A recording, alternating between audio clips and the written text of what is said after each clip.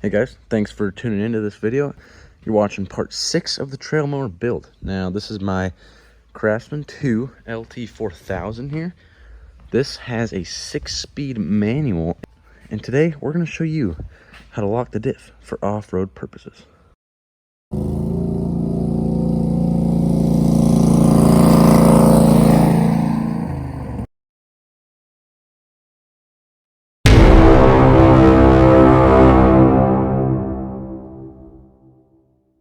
Now, as said earlier, this is a 6-speed MST 206 transmission. This was made by Peerless.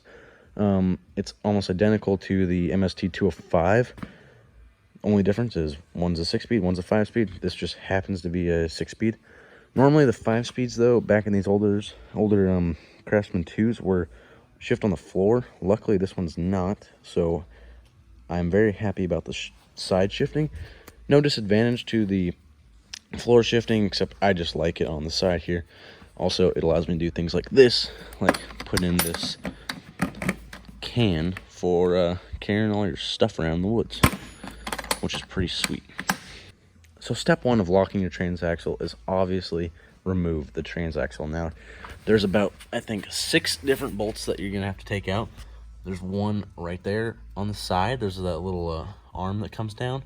So one on each side there, and then right in the back here, you can see there's one right there and one right there. There's 2 on each side of the axle housings there. So you're gonna want to remove all that, as well as the belt and shifter linkage.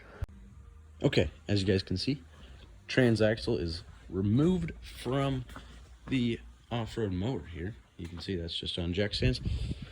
And basically, if you guys don't know, if you're new to mud mowers or trail mowers or whatever, when you lock your transaxle, you're eliminating the one tire moving and the other one stationary. Basically, it's just so you can get both tires spinning at the same time all the time. This is good for mowing lawns and not tearing up the lawn. That's why they do it. But not so good in the off-road world. So we're gonna pull the tires off, get this thing clean. You want to be clean when you're working on this stuff. You don't want to be working in all this dirt the whole time, you know. It just makes it not as enjoyable. So like I said, you want this clean. Now I've took it outside, sprayed all the dirt off, but you can see there's this grease and grime on there. And for that, we're using Super Clean, the best degreaser on the market, by the way. Basically, all you want to do is just apply that, get all in the cracks and crevices that you're never going to get by hand, just like so. I'll just do this side right here. And you're going to want to let that sit about a minute, 2 minutes. Do not let it dry. Don't let this stuff dry. And we'll come back and see the results. So it's been about 2 minutes. I haven't even touched it, and you can see it's eating that dirt just like nothing. Like, it just takes it right off. So we're going to rinse it off and get our result. Here's the result. I mean, I didn't even scrub. This stuff is actual, like, it's burnt in there. I haven't scrubbed anything. But it's no joke, guys. Go check them out. Links up here somewhere. Best stuff on the market, but it's not an advertisement. Let's get on with the video. Okay, now I've got this somewhat cleaned up. I'm going to do a little bit more cleaning once the pulley comes off. Another thing you can check right now before you pull it all apart is the shaft play in this pulley shaft. The only shaft play I have is actually where the pulley is on the shaft, but you're checking for this shaft play in the case itself, which I don't have any of. You can check these axles if they have any play. This one does have a little bit, but I've seen worse.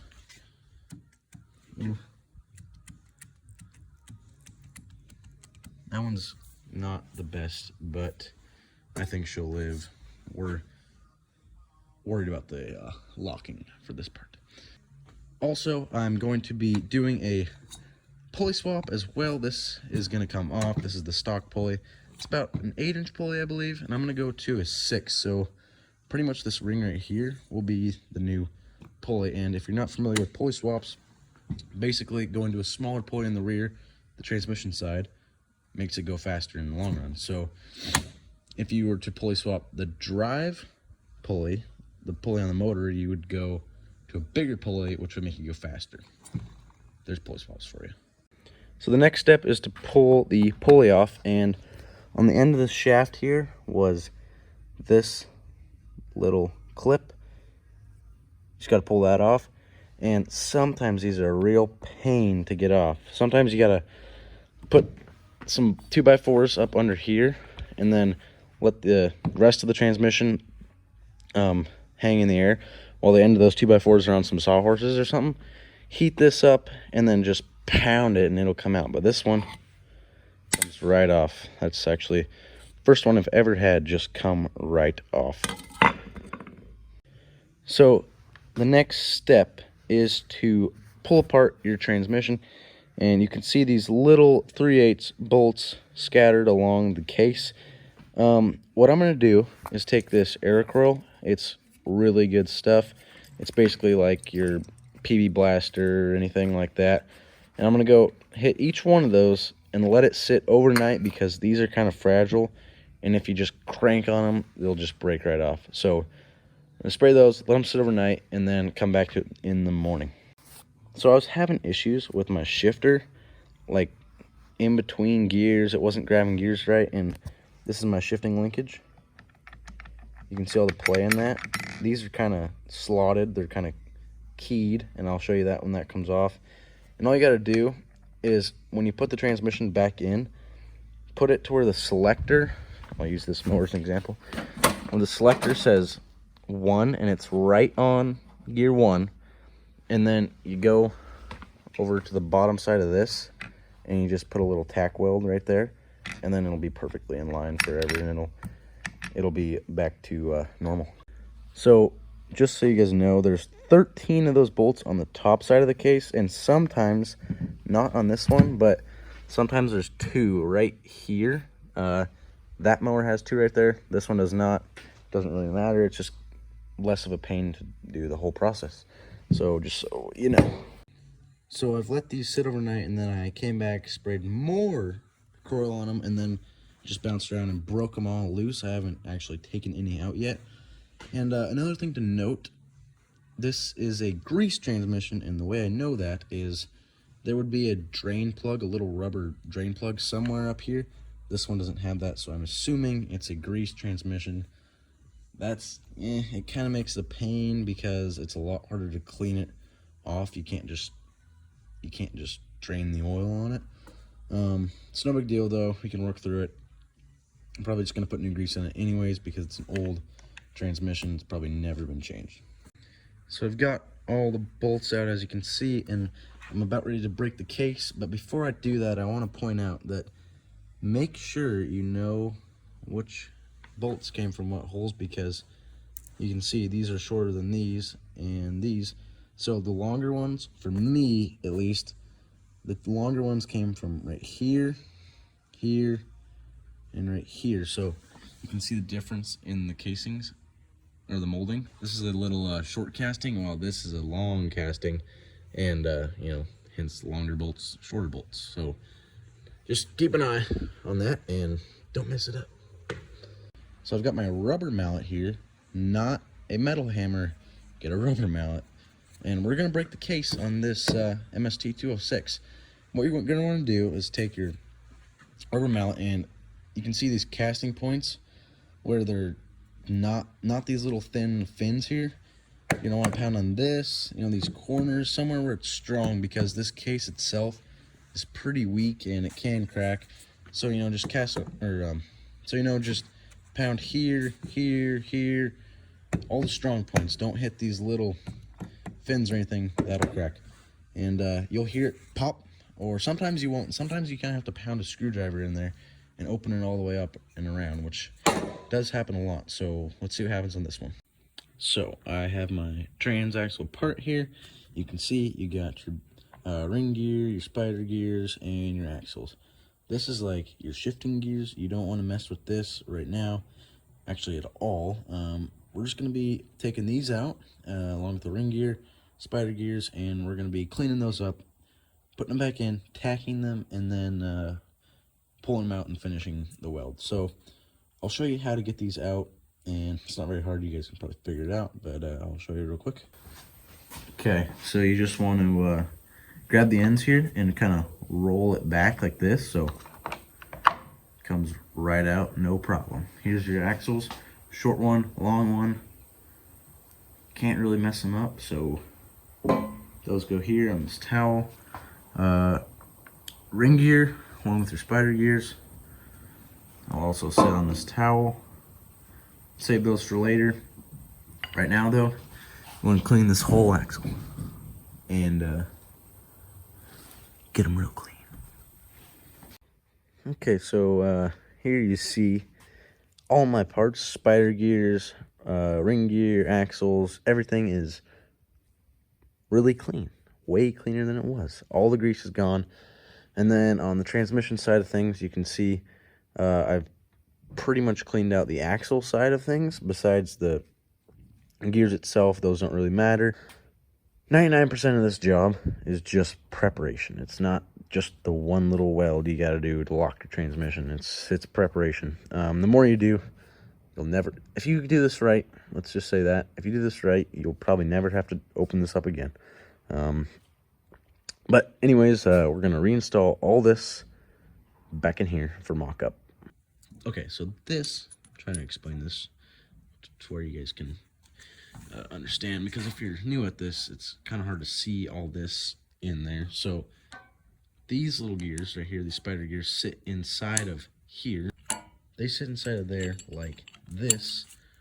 And then, of course, these gears ride like that, right? So let's put that away for now. And what we're going to be doing is welding right here and here on this pin and spider gear. So you're going to want to take these out before you install it and take your wire brush and clean this surface off or brush it off. And then same thing on this pin where you're going to be welding. That makes it weld a whole lot easier, because right now there's just residue from all the oil and it just makes it weld real bad, and you want this to be a good weld or else you're going to have problems. Also, so you can see that splining on the axle shaft here. What you can do is weld, and put it on the right way here. It's optional, but you can weld right here just so these don't strip out. I might do that on this one just because it's going to get a lot of torque on it. It's optional, but yeah, just another option you got. So I think I got it the right angle here. You can see I've wire wheeled this off with the cordless angle grinder there, and this is that film, or this is actually coating from the factory, but you want to get all that off. It helps you weld a lot easier. Another thing you can do before installing everything into your transmission to tack weld, you can weld these spider gears on the end of the axles if you're going to do that. And all you're going to do is preheat this a little bit and then weld it. Make sure you grind off that film. There's so much oil, it's so hard to weld this stuff, but get off as much as you can and then just weld it. And then it makes it a lot easier to put these and everything else back in the tranny. So there's one welded up. Just don't get any weld beads in the spider gears. If you do, just grind them out. Also, don't go too high up on the shaft, but this should be fine.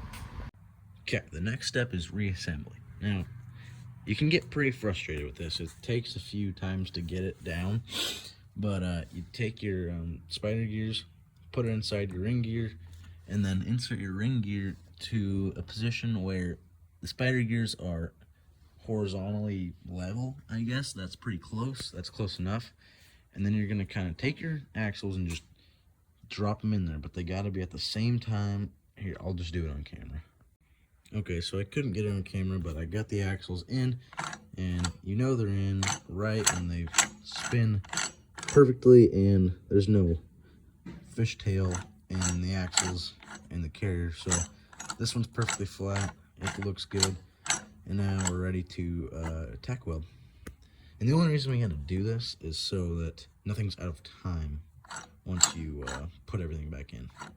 Okay, so you're gonna want to weld right there up against those two gears. Bam. So this pin and the gear, that's where you want to weld, right there. So you're just gonna go one tack, roll it over, then do a tack and a tack. and then you can pull it out and weld it fully. Also, I recommend preheating those as well, just to burn off any oils, and it makes it a lot easier to weld. Okay, everything's back in, fully welded. You can no longer just spin this thing without it being in neutral or the shaft spinning. So, like, let's see here. I believe if I spin, oh, it must be in gear right now. That's one. But she's locked up. Ain't going nowhere. It's perfect. Yeah, we'll put the case back together after we put some more grease in there and get to the end of the video, because it's probably a really long video at this point. So just got it all back together, and can anyone spot the problem here? Well, put the wrong axle shafts. I flip-flopped the axle shafts. That long axle is supposed to be over here, and that axle is supposed to be over here. Can't really mess them up. Can't really mess them up. It's gonna be a long night. Alright, folks. It was a battle. I won. This thing was giving me trouble all night. Detent springs were not going back in the right spot. Axle shaft got swapped, but in the end, got it all put back together. You can see here, I stopped at the farm store, picked up a pulley here. This is a 5-inch pulley. I don't think this is going to be too big. I really want to keep my crawler gears, so 5-inch, for you guys that don't know, that'll get you going. I mean, faster than stock, a lot faster than stock, but like I got a 3-inch on my LT 1000. That gets me going about 20, 21 miles an hour. Not what you want for crawling. That's really hard on things, so hopefully this is pretty slow. Okay, so I got the trans back in the mower, as you can see. And as displayed earlier, I had a 6-inch pulley. Ended up finding a belt I had laying around, which was really nice because belts are expensive. And yeah, it's looking good. It's locked up finally. It's really nice to have a locked diff. Speed, I topped out about 10 miles an hour, which is perfect. I do not want to be more than 10 with the crawler front end, because then I lose pretty much all my crawler gears if I go any more than that, and it's really hard on the front end. Speed kills on these types of mowers, but you know what? She's back together. She's pretty much done. Only thing I have left now is a tractor seat. I really hope this video helped you guys out if you're in the middle of locking your trans, doing a pulley swap, anything of that nature. You guys, this is probably the best mod to do for any off-road mower. Mud mower, trail mower, anything. Lock your diff, do a pulley swap. You don't even have to do a pulley swap. Locking your diff helps so much. But anyways, let me know down in the comments what you want to see next. But until next time, stay tuned.